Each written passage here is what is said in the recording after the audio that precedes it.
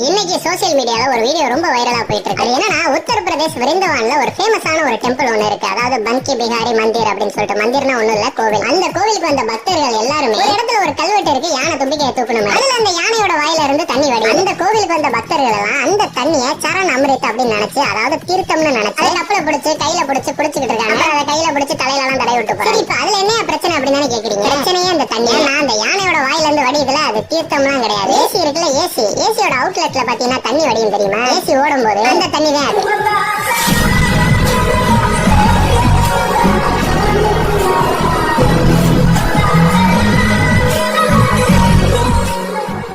கோவில்ல ஏசிய மாட்டினப்ப இந்த தண்ணி இந்த சைடு வடியுமே அப்படின்னு யோசிக்கும் போது இந்த யானை வாய் சும்மா தானே இருக்குன்னு அதுக்குள்ள கனெக்ஷனை கொடுத்து விட்டுருக்காங்க. சரி, வடிய விட்டாங்க, பக்கத்துல இது ஏசி வாட்டர்னாவது எழுதி வைக்கணும். நான் வரேன் பூரா அறிவாளின்னு தெரியாதவங்களுக்கு. சரி, அவங்க முட்டாதனமா அதை எழுதி வைக்கலனாலும் இவங்களும் கோயிலுக்குள்ள வடிகிற தண்ணி பூரா தீர்த்தம் நினைச்சு பிடிச்சிட்டு இருக்காங்க.